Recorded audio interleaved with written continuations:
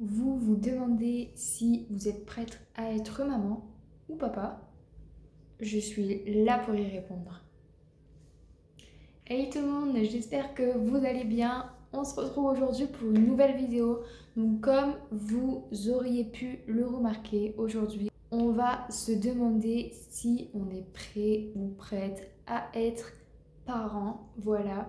Donc je vais vous donner quelques faits. Et si jamais vous êtes dans ces cas-là, je pense que vous êtes prêt à être parent. Donc c'est parti. Première chose, déjà, faut que vous aimez les enfants. Si vous détestez les enfants, ça va être difficile pour vous d'en avoir un au quotidien. Après, je sais que c'est assez différent. Moi, personnellement, en étant un petit peu plus jeune, je sais que ma famille m'ont beaucoup demandé de garder leurs enfants et j'étais pas forcément emballée. Voilà, j'aimais pas trop ça. Et là, avec mon enfant, c'est carrément différent. Je prends du plaisir, je suis toujours avec elle, je veux la donner à personne, clairement. Donc c'est différent, donc c'est à vous de faire la part des choses. Donc, mais il faut quand même que vous aimez un minimum les enfants. Voilà. Deuxième chose, si jamais vous en parlez beaucoup, vous vous en rendez peut-être pas compte, mais le sujet d'un enfant revient souvent dans la discussion. Vous en parlez à votre entourage, à vos amis, à vos parents, à votre compagnon ou votre compagne. Vous en parlez, vous vous posez la question, oh, tiens, ça te dérangerait d'avoir un enfant, combien t'en veux, etc. Tu préfères une fille ou un garçon toutes ces choses, toutes ces petites conversations vous fait réfléchir et c'est carrément un signe que vous commencez à vous poser la question et peut-être que vous commencez à être prêt ou prête d'avoir un enfant, tout simplement. Troisième chose, donc pour ma part c'était le cas, j'ai commencé à regarder beaucoup d'émissions, de vidéos, à me renseigner sur internet. J'ai énormément regardé d'émissions sur les grossesses. Donc un grand exemple, Baby Boom. Avant, je comprenais absolument pas pourquoi, par exemple, mes grandes sœurs étaient en joie totale quand elles regardaient cette émission. J'étais là en mode, mais c'est juste des accouchements, enfin, c'est pas terrible comme émission, enfin, je comprends pas pourquoi tu regardes ça. Mais finalement, j'ai compris. J'ai compris. Dès que j'étais enceinte, toutes les semaines, je regardais cette émission. Je voulais voir tous les épisodes. Je trouvais ça extraordinaire. J'étais emballée. Et même les vidéos sur les grossesses, sur les bébés, sur tout ce qui concerne un enfant, je l'ai regardé. C'est pas compliqué. Donc si jamais vous êtes pareil, vous regardez beaucoup d'émissions, etc., je pense que vous êtes prêt pour avoir un enfant.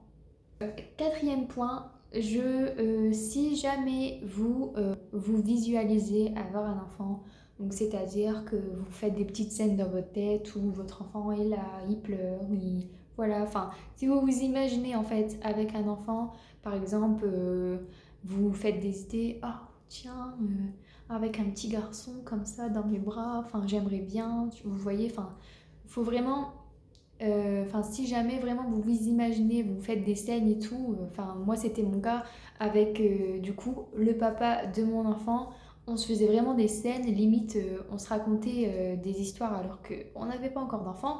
Par exemple, on se disait oh ça va être trop bien si jamais on a un garçon on pourra jouer au ballon, oh mais si on a une fille ça va être trop bien et tout ça. Donc c'est ça en fait, si jamais vous êtes comme ça, voilà c'est le moment, écoutez vous êtes prêts et voilà. Cinquième point, et ça sera le dernier point. Je pense que du coup, ça, je le précise, mais normalement, je n'ai pas besoin de le préciser, c'est assez logique. Je dirais même que j'aurais pu le mettre en premier point. C'est vraiment la base à avoir, c'est d'être un minimum mature et responsable. Donc quand je dis mature et responsable, je parle pas de l'âge, attention. Moi par exemple j'étais enceinte à 19 ans, il y a des personnes qui peuvent trouver ça jeune, il y en a d'autres non. Je parle en principe que faut pas faire un enfant n'importe comment, il faut avoir une certaine situation, enfin je veux dire que faut pas envisager un enfant si jamais vous n'avez pas de travail ou si jamais vous êtes seul. Ça pourrait être difficile pour vous dans l'avenir. Voilà, donc je veux dire, quand je dis d'être un minimum responsable, c'est avoir un minimum d'autonomie déjà, parce que c'est pas forcément la joie d'avoir un enfant chez ses parents ou quoi que ce soit. Après, chaque situation est différente. Il y a par exemple des accidents que c'est pas vraiment voulu, les grossesses, mais que du coup vous apprenez à vivre avec et que au bout du compte vous voulez avoir un enfant. Mais voilà, moi je pars du principe que c'est un couple qui se pose la question si on veut un enfant ou non. Voilà, donc moi je pense que pour avoir un enfant, il faut forcément du coup avoir minimum un foyer et minimum un emploi. Parce que sinon, sans ça, bah, vous allez être en difficulté par la suite pour tout ce qui va être argent. Voilà quoi. Donc voilà, c'était un peu mes 5 signes qui fait que vous êtes prêt à avoir un enfant. Donc n'hésitez pas à me dire dans les commentaires à combien de signes vous êtes, si vous en avez qu'un ou si vous êtes carrément dans tous les signes que je vous ai cités.